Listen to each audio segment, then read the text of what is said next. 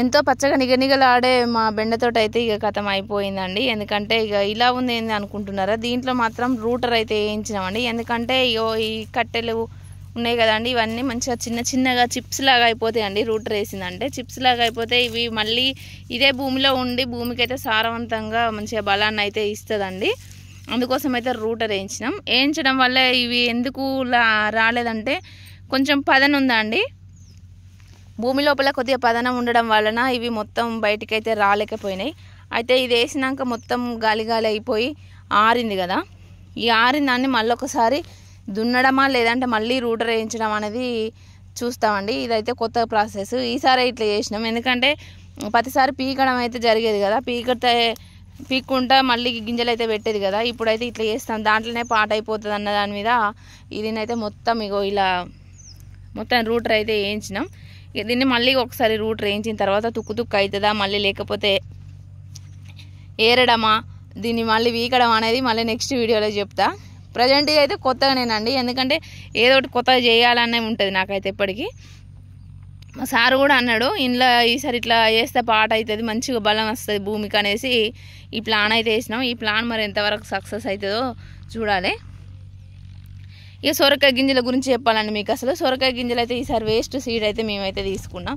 ఎందుకంటే చాలా దూరం పోయి తీసుకొచ్చేది, అది మంచిగా ఉండేది. కాకపోతే ఇప్పుడు ఈసారి పెద్దపల్లిలో తీసుకొచ్చినాం, ఆ సీడ్ అయితే ఏం బాగలేదండి.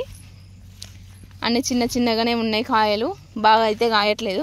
లాస్ట్ సారి పెట్టింది అయితే పాపం అది తీసేద్దామన్న కొద్ది కాయలు పడేది. ఇదైతే అసలు కాయలు లేవు, ఏం లేవు, పూతే ఉంది. ఆ ఉన్నకాయ కూడా మూరెడు కూడా లేదండి, జానడి గింత అంత ఉన్నది.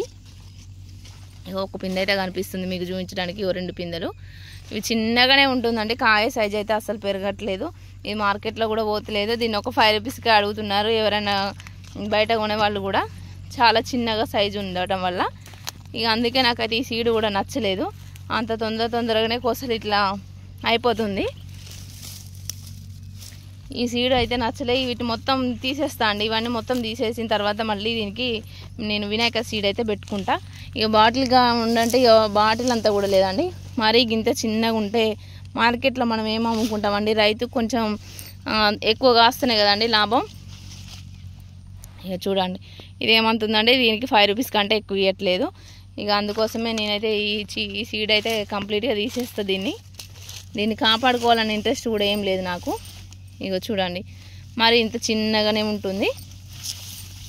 ఇక ఈ సీడ్ అయితే తీసి పెట్టి వేరే సీడ్ అయితే పెట్టుకుంటా నేను. ఇక అలసంద సీడ్ కూడా చాలా తక్కువ కాసిందండి.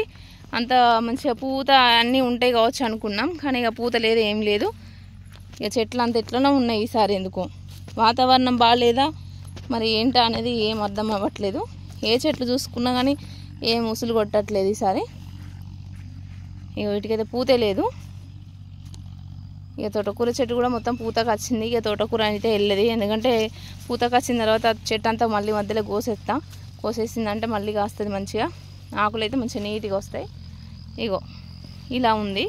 అలసంద తోట కూడా ఏమంతా బాగలేదు అనిపిస్తుంది నాకైతే.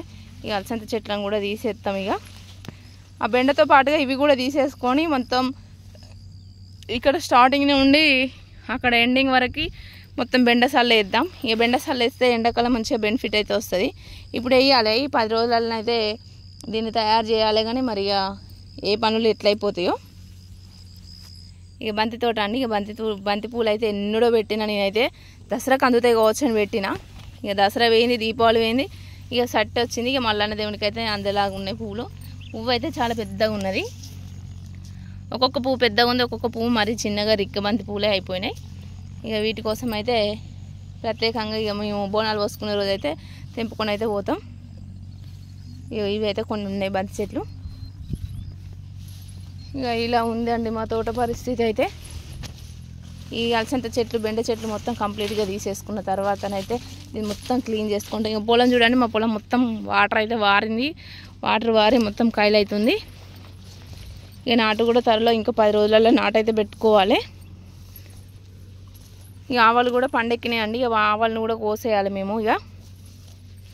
ఇక వంకాయలు చూడండి, ఈసారి చిన్నగా ఇగో ఎక్కువ కవలలే కనబడుతున్నాయండి వంకాయ చెట్లలో అయితే ఎక్కువ కవల వంకాయలు అయితే ఎక్కువ కనిపిస్తున్నాయి. ఇక వంకాయ అయితే కొన్ని వంకాయలు వెళ్ళినాయి మాకు ఈరోజు తెంపిన. ఇక రకరకాలుగా ఉంటాయి కదండి వంకాయలు.